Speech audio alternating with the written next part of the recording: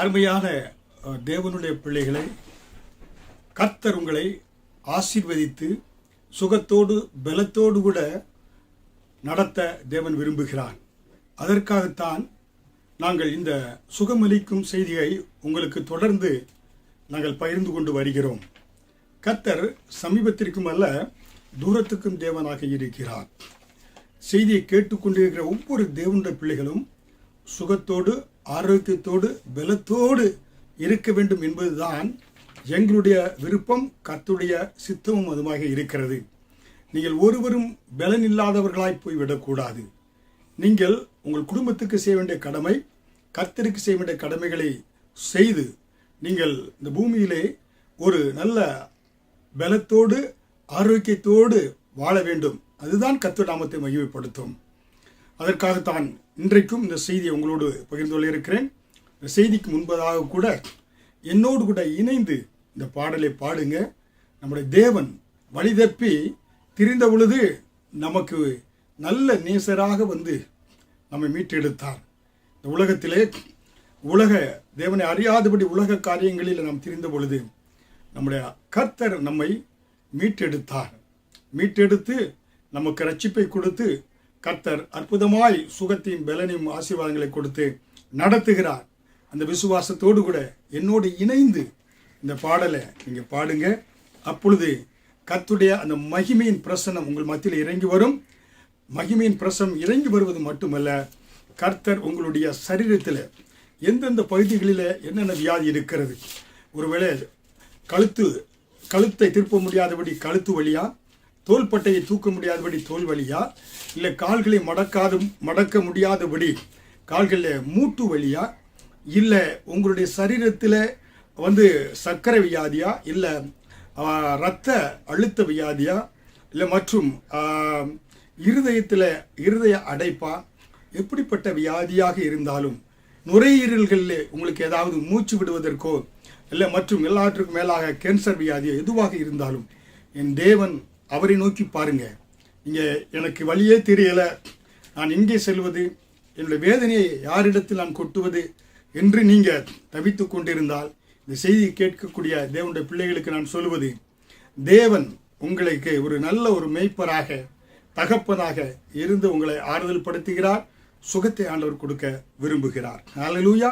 என்னோடும் pastor doctor சீலாவோடும் இணைந்து இந்த பாடலை பாடுங்க. பாடலை பாடுகின்ற பொழுது கர்த்தர் வார்த்தையை அனுப்பி உங்களை சுகமாக்குவார். ஹல்லேலூயா.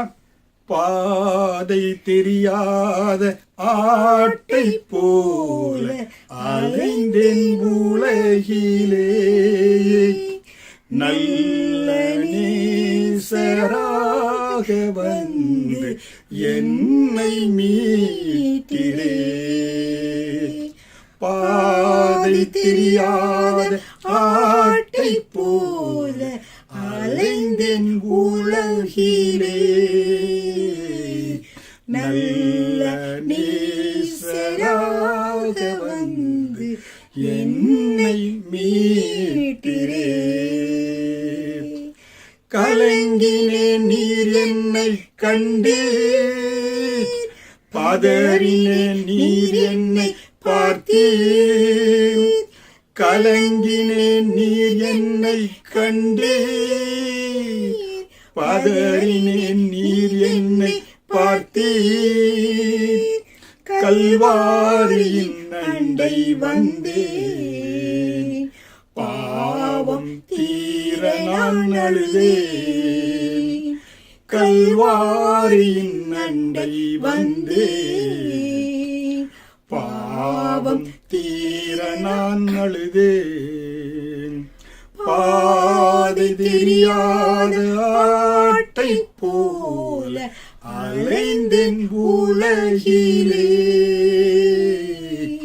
நல்ல நேசராக வந்து என்னை மீட்டிரே. என் காயம் பார்த்திடு என்றே,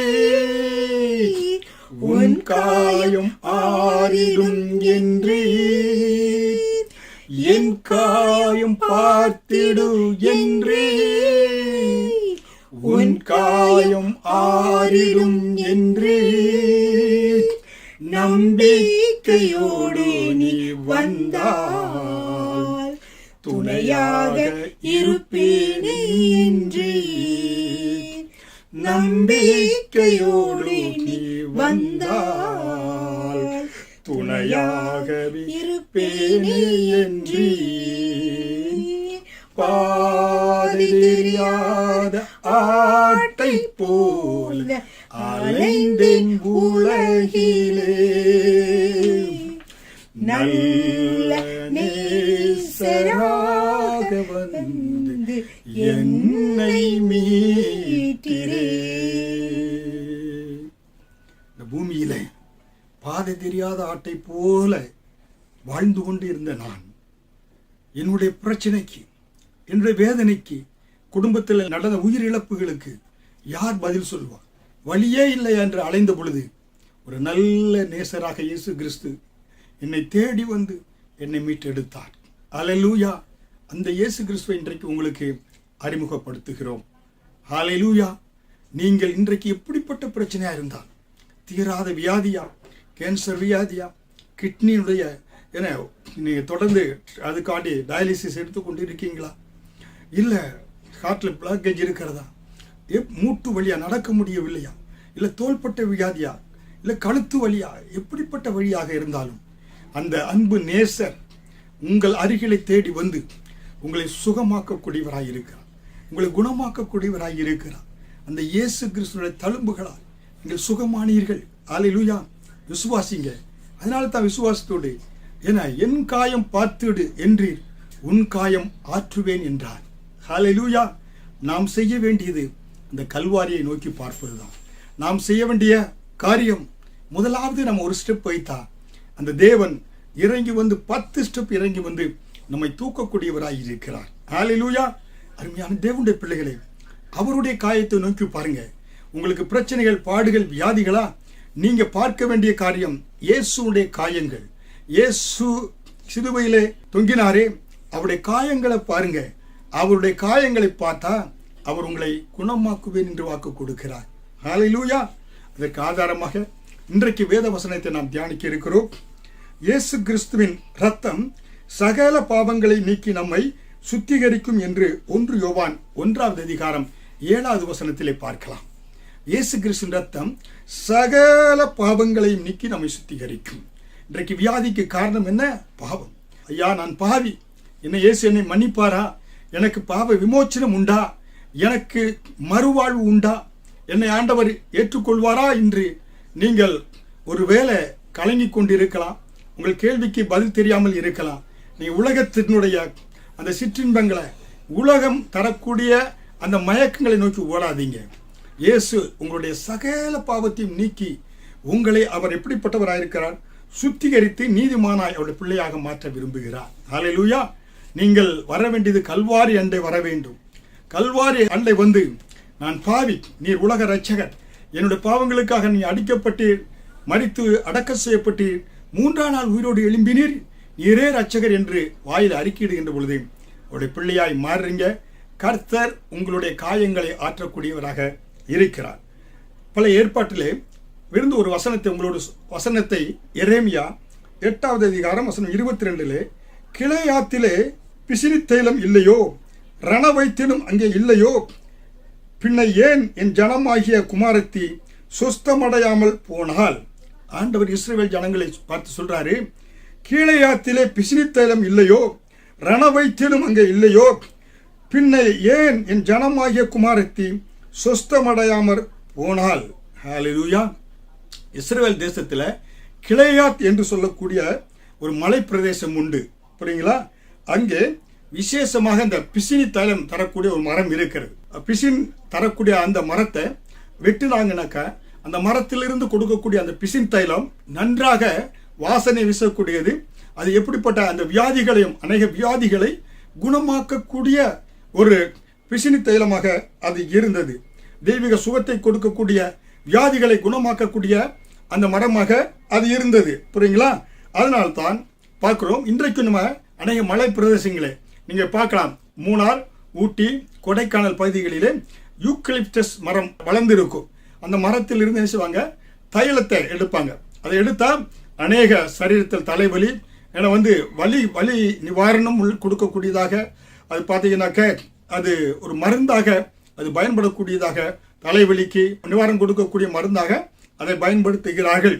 ஆனால் இந்த கிளையாத் மலையில் உள்ள அந்த பிசின் தரக்கூடிய மரத்தை பார்க்கிலும் இந்த யூக்கலிப்டஸ் மரத்தை பார்க்கிலும் கல்வாரி மரம் உங்களுடைய மரண வியாதியை நீக்கக்கூடியதாக இருக்கிறது.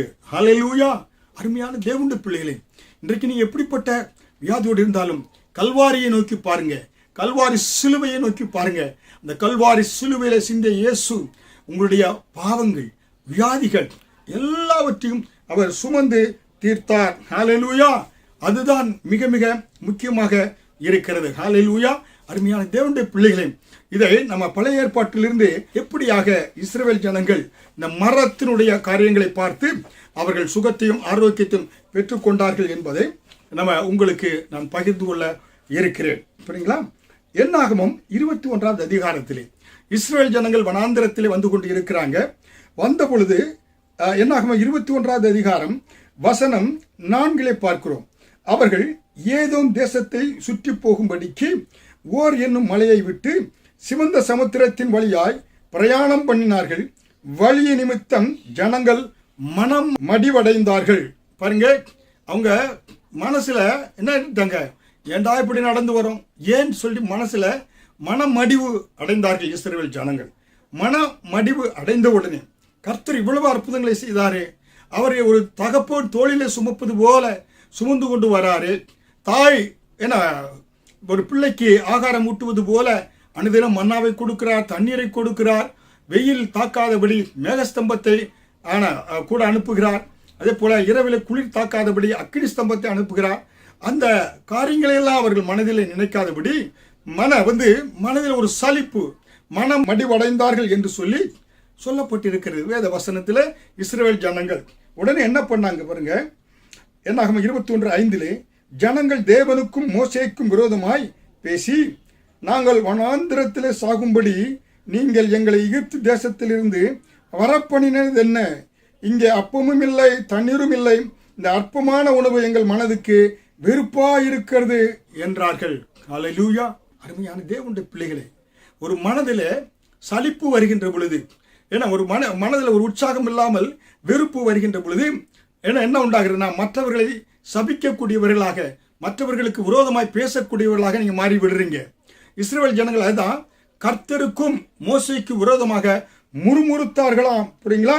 அவர்கள் என்ன சொன்னாங்க, நாங்கள் இங்கே சாகும்படியா எங்களை வனாந்திரத்தை அழைத்து கொண்டு வந்தீங்கன்னு சொல்லி அவர்கள் கர்த்தருக்கும் மோசேக்கு விரோதமாக பேசினார்களாம். பேசினவுடன் என்ன காரியம் ஏற்பட்டது பாருங்க. என்னாகும் 21:6 அப்பொழுது கர்த்தர் கொள்ளிவாய் சர்ப்பங்களை ஜனங்களுக்குள் அனுப்பினார். அவைகள் ஜனங்களை கடித்ததினாலே இஸ்ரவேலுக்குள் அநேக ஜனங்கள் செத்தார்கள். பாருங்க, கர்த்தருக்கு விரோதமாக, மோசேக்கு விரோதமாக, கர்த்தருடைய ஊழியக்காரனுக்கு விரோதமாக பேசிய பொழுது என்ன நடைபெற்றது என்றால், கொள்ளிவாய் சர்ப்பத்தை கர்த்தர் அனுப்பினார். அனுப்பிய பொழுது என்ன செய்யப்பட்டது? அந்த கொள்ளிவாய் சர்ப்பம் அவர்களை கடித்ததினாலே இஸ்ரவேலில் அநேக ஜனங்கள் செத்தார்கள். புரியுங்களா?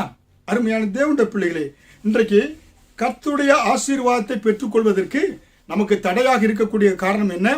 விரோதமாய் பேசுவது, தேவனை சவிப்பது, தேவனுக்கு விரோதமாய், கர்த்தருடைய ஊழியர்களுக்கு விரோதமாய் நம்ம விரோதமான காரியங்களை நம் வாயில பேசுகின்ற பொழுது அது ஆசீர்வாதத்துக்கு தடையாக இருக்கிறது. இஸ்ரவேல் ஜனங்களுக்கு செத்தார்கள், மடிந்தார்கள் என்று பார்க்கிறோம். தேவனுடைய ஆசீர்வாதத்திற்கு அது ஒரு தடையாக இருக்கிறது. அதனால் தான் நீதிமொழிகள் 18வது அதிகாரம் வசனம் 20-21 அவனவன் வாயின் பலனால் வயிறு நிரம்பும், மரணமும் ஜீவனும் நாவின் அதிகாரத்தில் இருக்கிறது என்று வேதவசனம் சொல்கிறது. அதனால் மரணத்தை குறித்து நீங்க பேசுனீங்கன்னா, வெறுப்பை குறித்து, பிசாசுக்கு இடம் கொடுத்து அந்த வார்த்தைகளை பேசினா மரணம் தான் வரும். நாங்கள் இங்கே சாகவா வந்த வனாந்திரத்தில் பேசுனீங்க, செத்தார்கள். அங்கே என்ன சொல்றாங்க பாருங்க, நாங்கள் சாகும்படியா இந்த வனாந்திர தேசத்துக்கு வரப்பண்ணினது என்ன? சாகும்படியான என்ன வந்து சாவை குறித்து தான் பேசுற. வனாந்திரத்திலே கொள்ளிவாய் சர்ப்பங்கள் இருந்தது, அது கடித்து சேர்த்தார்கள். கர்த்தர் அதற்கு காரணம் அல்ல. அருமையான தேவனுடைய பிள்ளை, நீங்க நினைக்கலாம் இவங்க மரணத்தை குறித்து பேசுறாங்க, ஆண்டவரே எவ்வளவு கர்த்தர் அற்புதங்களை செய்தார். 10 வாதைகளை நீக்கினாரு. ஆண்டவர் செங்கடலை பிளந்தாரு. அவர்கள் வனாந்திரத்தில் அற்புதமாக எல்லாத்தையும் கொடுத்து நடத்தி கொண்டு வராரு. ஆனால் அதெல்லாம் நன்றி மறந்து விரோதமாய், கர்த்தருக்கு விரோதமாய், தன்னை படைத்தவருக்கு விரோதமாய், சிருஷ்டிகரை சிருஷ்டி விரோதமாய் பேசுகிறான். பேசிய பொழுது அவர்கள் நாங்கள் சாகும்படியாக இந்த வனாந்தர தேசத்தை கொண்டு வந்தீர்கள் சொன்ன பொழுது அங்கே கொள்ளிவாய் சர்ப்பங்கள் ஏற்கனவே இருந்தது. அது கடித்து அவர்கள் கர்த்தருடைய ஆசீர்வாதத்துக்கு தூரமாய் போனார்கள். மழை பெய்து கொண்டிருக்கிறது. குடையை பிடித்து கொண்டு நீங்கள் போறீங்க. குடைக்குள் உங்கள் சரீரம் அபாயம் இருக்கிற வரை அந்த அபாயம், வெளியே அபாயத்திலிருந்து நீங்கள் உங்களை பாதுகாத்து கொள்ள முடியும்.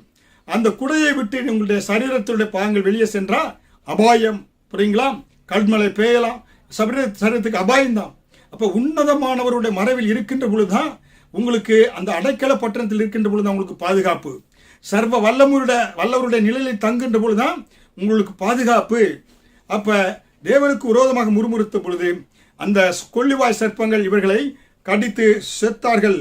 அதனால் ஜனங்கள் மோசேயின் இடத்தில் போய், நாங்கள் கர்த்தருக்கும் உமக்கும் விரோதமாய் பேசினதினால் பாவம் செய்தோம்.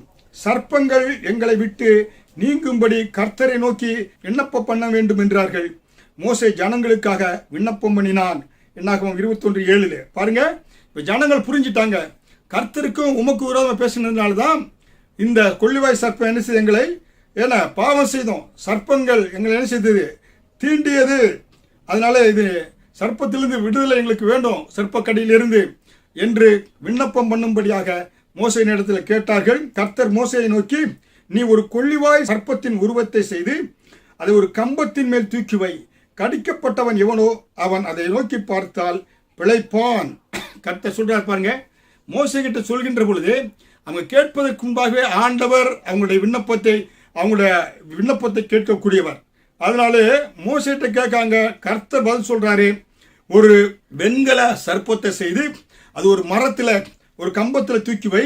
அப்ப யார் கடிக்கப்பட்டு விஷம் ஏறினதோ அந்த கடிக்கப்பட்டவர்கள் அந்த மரத்தில் தூக்கப்பட்ட அந்த வெண்கல சர்ப்பத்தை பார்த்தா பிழைப்பார்கள்.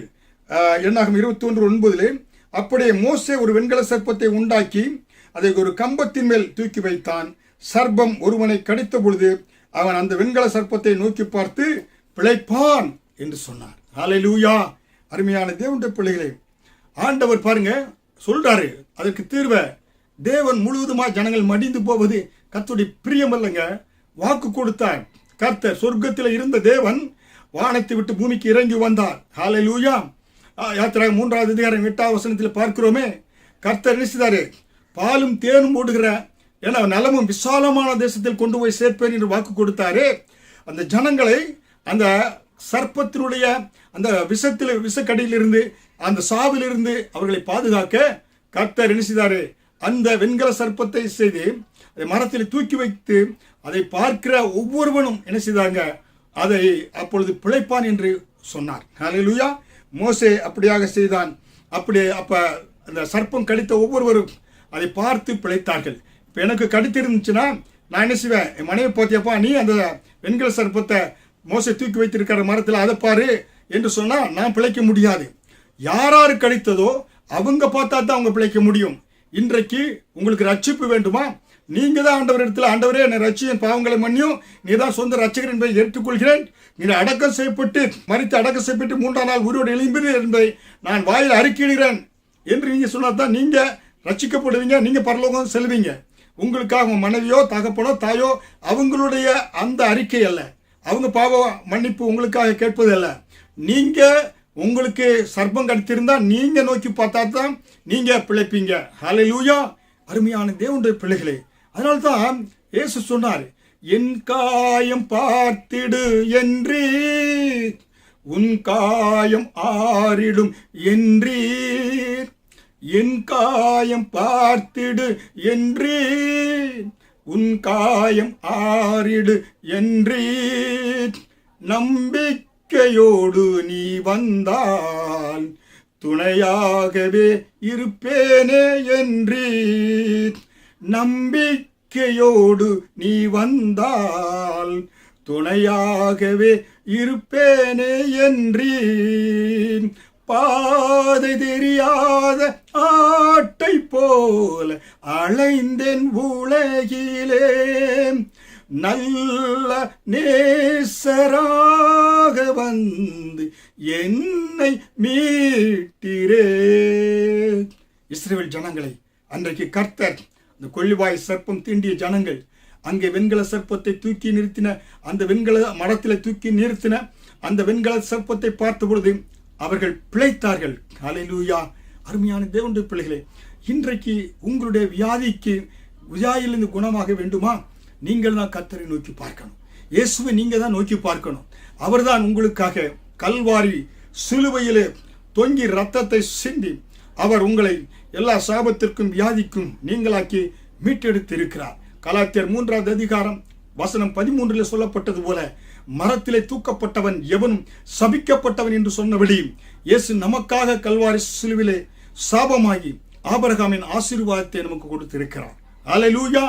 அருமையான தேவனுடைய பிள்ளைகளே, நீங்க சாபத்தோடு வியாதியோடு வாழ்வது கர்த்தருடைய திட்டம் அல்ல. சாபம் வியாதி எல்லாம் சாத்தானுடைய திட்டமாக இருக்கிறது. ஹல்லேலூயா.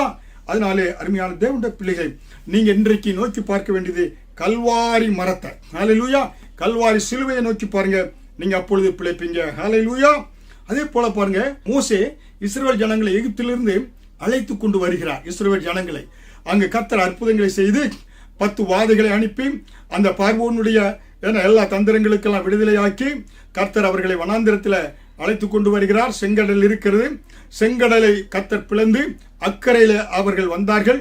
வந்து அவர்கள் நடந்து வர்றாங்க. 3 நாட்கள் ஆகிறது. கொண்டு வந்த தண்ணீர் ஆகாரம் எல்லாம் தீர்ந்து விட்டது. இப்பொழுது தண்ணீர் தாகம் இஸ்ரவேல் ஜனங்களுக்கு கிட்டத்தட்ட 20-30 லட்சம் ஜனங்கள் வனாந்தரத்தில் வருகின்ற பொழுது ஜனங்கள் எங்க வர்றாங்க? மாராவிலே வந்த பொழுது வசனம் சொல்கிறது, யாத்திராகமம் 15வது அதிகாரம் வசனம் 23 அவர்கள் மாராவிலே வந்த பொழுது மாராவின் தண்ணீர் கசப்பா இருந்ததினாலே அதை குடிக்க அவர்களுக்கு கூடாது இருந்தது. அதனால் அவ்விடத்திற்கு மாரா என்று பெயரிடப்பட்டது. பாருங்க, தண்ணீரோடு தாகத்தோடு அந்த வெயில வர்றாங்க. வருகின்ற பொழுது அவங்க அவ்வளவு தாகத்தோடு இருக்கிறது. அங்க ஒரு லேக் இருக்கிறது. அங்கே ஒரு தண்ணீர் தடாகம் இருக்கிறது. அங்கே செல்கிறார்கள். அங்கே சென்று அவர்கள் தண்ணீர் குடிக்க செல்கின்ற பொழுது அந்த மாரா என்ற அந்த தடாகம், தண்ணீர் தடாகம் கசப்பாக இருக்கிறது. அதனாலே ஜனங்கள் என்ன செய்தாங்க? மோசேக்கு விரோதமாய் முறுமுறுத்து என்னத்தை குடிப்போம் என்றார்கள். இப்போ ஜனங்கள் என்ன செய்றாங்க? முறுமுறுக்கிறாங்க. பாருங்களா. ஆனாலும் முறுமுறுத்த பொழுது என்ன நடைபெற்றதுன்னா, மோசே கர்த்தரை நோக்கி கூப்பிட்டான். அப்பொழுது கர்த்தர் மோசேக்கு ஒரு மரத்தை காண்பித்தார். அது அவன் தண்ணீரில் போட்டவுடனே அது மதுரமான தண்ணீராயிற்று. அவர் அங்கே அவர்களுக்கு ஒரு நியமத்தையும் ஒரு நியாயத்தையும் கட்டளையிட்டார். அங்கே அவர்களை சோதித்து பார்க்கிறோம். புரியுங்களா? கர்த்தர் அங்க வர்றாங்க. அங்க வருகின்ற பொழுது பார்த்தீங்கன்னாக்க அந்த மாரா என்ற தண்ணீர் தடாகம் கசப்பா இருந்ததினாலே கர்த்தர் மோசேயின் இடத்தில் வேண்டப்பட்ட பொழுது மோசே சொன்னார், அங்கே ஒரு மரம் இருக்கிறது, அந்த மரத்தை வெட்டி அது தண்ணீரில் போடு. அப்பொழுது அந்த கசப்பான அந்த மாராவின் கசப்பு மதுரமாக மாறும் என்று கர்த்தர் சொன்னார். ஹல்லேலூயா. அருமையான தேவனுடைய பிள்ளைகளே, பாருங்க, ஒரு மரம் அங்கே வெட்டப்படுகிறது. அந்த மரத்தை வெட்டி அந்த கசப்பு என்பது வியாதியை குறிக்கிறது, சாவை குறிக்கக்கூடியதாக இருக்கிறது. சாவை குறிக்கக்கூடிய அந்த கசப்பான அந்த தண்ணீரை குடிச்சா செத்து போயிடுவாங்க. அவ்வளவு கசப்பு, மாறா என்ற கசப்பு. புரியுங்களா? ஏன்னா அதனால தான் நகோமி சொன்னா மாறா என்று சொல்லி, அவருடைய வாழ்க்கையில கணவன் இறந்து போனா, பிள்ளை இறந்து போனா, கசப்பான வாழ்க்கையோடு நீங்க போய் கொண்டிருக்கிறீங்களா? இன்றைக்கு அருமையான தேவனுடைய பிள்ளைகளை, உங்களுக்காக வெட்டப்பட்ட மரம் இயேசு கிறிஸ்துவை நோக்கி பாருங்க. இந்த மரம் வெட்டப்பட்டு இந்த மரத்தை அந்த தண்ணீரிலே மாறாவு என்ற கசப்பான தண்ணீர் தடாகத்தில் போட்ட பொழுது இந்த மரம் அந்த கசப்பை உறிஞ்சி மதுரத்தை கொடுத்தது. 30 லட்சம் ஜனங்களுடைய தண்ணீருடைய தாகத்தை தீர்த்தது. ஹல்லேலூயா. மரம் என்ன செய்தது? கசப்பை, வியாதியை, மரணத்தை உறிஞ்சி மதுரத்தை கொடுத்தது, ஜீவனை கொடுத்தது, வாழ்வை கொடுத்தது, தண்ணீர் கொடுத்து அவர்கள் ஜீவன் பெற்றார்கள் என்று பார்க்கிறோம். ஹல்லேலூயா. அருமையான தேவனுடைய பிள்ளைகளே, அதற்காகத்தான் நம்முடைய வியாதிக்காக இயேசு கல்வாரி மரத்திலே தொங்கினார். இயேசு சிலுவையில் அவருடைய சரீரம் வெட்டப்பட்டது. கல்வாரி மரத்தில் அவருடைய சரீரம் வெட்டப்பட்டது. கல்வாரி மரத்தில் அவர் வெட்டப்பட்ட காயங்களோடு அவர் தொங்கினார். அந்த காயங்கள் தான் நம்முடைய வியாதிகளை அவர் ஏற்றுக்கொண்டார். நம்முடைய பலவீனங்களை அவர் ஏற்றுக்கொண்டார், நம்முடைய சுகவீனங்களை அவர் ஏற்றுக்கொண்டார். அவர் ஏற்றுக்கொண்டு நமக்கு சுகத்தையும் ஆரோக்கியத்தையும் பலனையும் ஜீவனையும் கொடுக்கிறார். ஹல்லேலூயா. அருமையான தேவனுடைய பிள்ளைகளே, ஒன்று நீங்க தெரிந்து கொள்ளுங்க. ஹல்லேலூயா. மரம் என்பது, அதனால்தான் மரத்திலே தூக்கப்பட்ட எவனும் சபிக்கப்பட்டவன் என்று எழுதியிருக்கிறபடி பார்க்கிறோம். பார்த்தீங்களா? எதில் பார்க்கிறோம்? கலாத்தியர் 3:13 மரத்திலே தூக்கப்பட்ட எவனும் சபிக்கப்பட்டவன் என்று எழுதியிருக்கிறபடி கிறிஸ்து நமக்காக சாபமாகி நியாயப்பிரமாணத்தின் சாபத்திற்கு நம்மை நீங்களாக்கி மீட்டுக் கொண்டார். ஹல்லேலூயா. நியாயப்பிரமாணத்தினால் வரக்கூடிய எல்லா சாபங்களையும் கர்த்தர் நம்மை நீங்களாக்கி நம்மை ஆண்டவர் மீட்டெடுத்தார் என்று நாம் பார்க்கிறோம். ஹல்லேலூயா. இன்றைக்கு சாபத்தினால் உங்களுக்கு வியாதியா? என எந்த பிரச்சனை, எப்படி வியாதி இருக்கிறதா? எல்லா வியாதியும் என நீக்கும்படி அந்த கல்வாரி மரத்தை நோக்கி பாருங்க. 30 லட்சம் ஜனங்கள் அந்த என்ன செய்தாங்க? அன்றைக்கு மோசே தூக்கி வைக்கப்பட்ட அந்த மரத்தை, அந்த வெண்கல சர்ப்பத்தை நோக்கி பார்த்தாங்க. பார்த்த பொழுது அவர்கள் பிழைத்தார்கள், சாவாமல் பிழைத்தார்கள். இன்றைக்கும் கல்வாரி சிலுவையை நீங்கி நோக்கி பார்க்கின்ற பொழுது, அன்றைக்கு இஸ்ரவேல் ஜனங்கள் வனாந்திரத்தில் வந்த பொழுது கசப்பான மதுராவினர் தண்ணீர் குடித்து சாக வேண்டும். ஆனாலும் மரம் வெட்டப்பட்டது. மரம் என்ன, மரணத்தை உறிஞ்சி அவர்களுக்கு ஜீவனை கொடுத்தது. ஹல்லேலூயா. அருமையான தேவனுடைய பிள்ளைகளே, அதனால இன்றைக்கு தேவனுடைய உங்கள் வாழ்க்கையிலே இயேசு உங்களுக்கு சுகம் கொடுக்க விரும்புகிறார். இயேசு உங்களுக்கு அற்புதம் செய்ய விரும்புகிறார். ஹல்லேலூயா. அது மட்டுமல்ல, சங்கீதம் 103:3 அவர் என்ன செய்கிறார்? அவர் உன் அக்கிரமங்களை எல்லாம் மன்னித்து நோய்களை குணமாக்குகிறார். இயேசு பாருங்க, அவருடைய ரத்தம் நம்ம என்ன செய்கிறது? கரைதிரையற்றவர்களாய் நீதிமானாய் மாற்றுகிறது. அக்கிரமங்களை எல்லாம் மன்னிக்கிறாரா? நோய்களை எல்லாம், அவரால் தீர்க்க முடியாத எந்த நோயுமே கிடையாதுங்க. இயேசு எல்லா அக்கிரமங்களையும் எல்லா நோய்களையும் குணமாக்கக்கூடியவர் இயேசு கிறிஸ்து. ஹல்லேலூயா. அருமையான தேவனுடைய பிள்ளைகளே, அதனால்தான் விசுவாசமுள்ள ஜெபம் பிணியாளை ரட்சிக்கும் என்று சொல்லி யாக்கோபு 5:15 பார்க்கிறோம். கர்த்தர் அவனை எழுப்புவார் என்று சொல்லப்பட்டிருக்கிறது. ஹல்லேலூயா. அருமையான தேவனுடைய பிள்ளைகளே, நமக்கு ஆண்டவர் எப்படிப்பட்ட ஆசீர்வாதத்தை கொடுத்திருக்கிறாரா?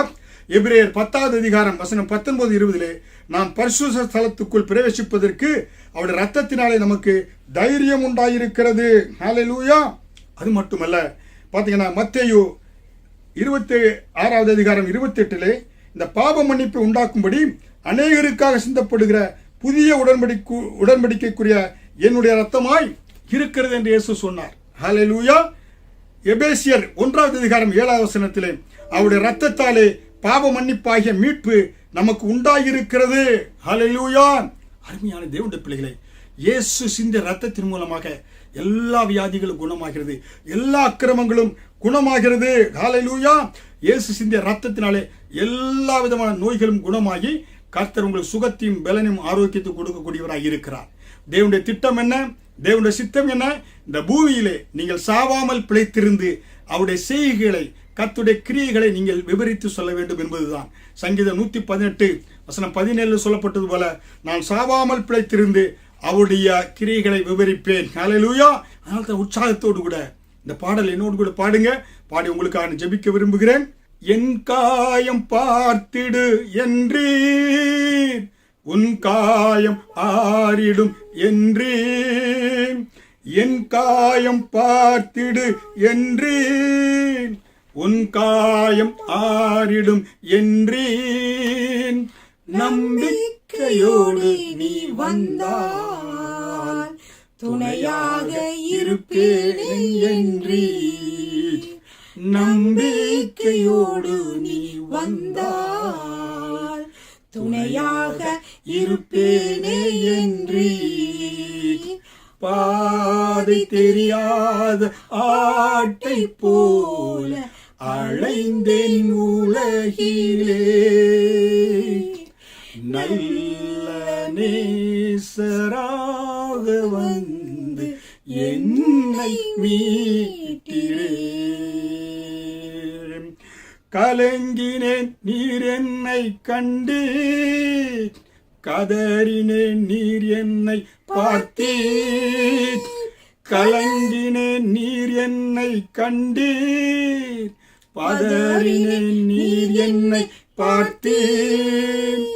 நம்பிக்கையோடு நீ வந்தால் துணையாக இருப்பேன் என்றீர். ஹல்லேலூயா. ஆண்டவர், இந்த அருமையான வேளையில நம்பிக்கை வைக்கிற ஒவ்வொரு பிள்ளைகளையும் ஆண்டவர் இந்த ஜாய் டிவியின் மூலமாய் செய்தியை கொண்டிருக்கிற ஒவ்வொரு பிள்ளைகளும் விசுவாசத்தை கல்வாரியை நோக்கி பார்க்கிற ஒவ்வொரு பிள்ளைகளுக்கும் நீங்க நம்பிக்கையா இருக்கிறீர், துணையாக இருக்கிறீர். உலகத்தின் முடிவு பரியந்தம் நான் உன்னோடு கூட இருப்பேன் என்று வாக்கு கொடுத்தீரே.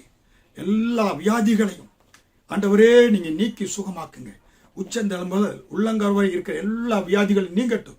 நீர் கொடுத்த அதிகாரத்தின்படி நசரேயனாகிய இயேசு கிறிஸ்துவின் நாமத்தில் பிசாசே இவர்கள் மேல் கை வைப்பதற்கு அதிகாரம் இல்லை. இயேசுவின் நாமத்தில் எல்லா வியாதிகளும் நீங்கட்டும். அப்பாலே போகும்படியாய் கட்டளையிடுகிறேன். இயேசுவின் நாமத்தில், இயேசுவின் ரத்தத்தினாலே ஆண்டவர்கள் சுகம் உண்டாகட்டும், அற்புதம் உண்டாகட்டும், அதிசயம் உண்டாகட்டும். நீ வார்த்தை அனுப்பி குணமாக்கும். ஜீவனுள்ள சாட்சியாய் ஒவ்வொருவரையும் எழுப்பும், ஆசீர்வதியும். இயேசுவின் மூலம் ஜெபிக்கிறேன் ஜீவனுள்ள நல்ல பிதாவே, ஆமென். நீங்கள் பெற்ற ஆசீர்வாதங்களை எங்களோடு பகிர்ந்து கொள்ளுங்க.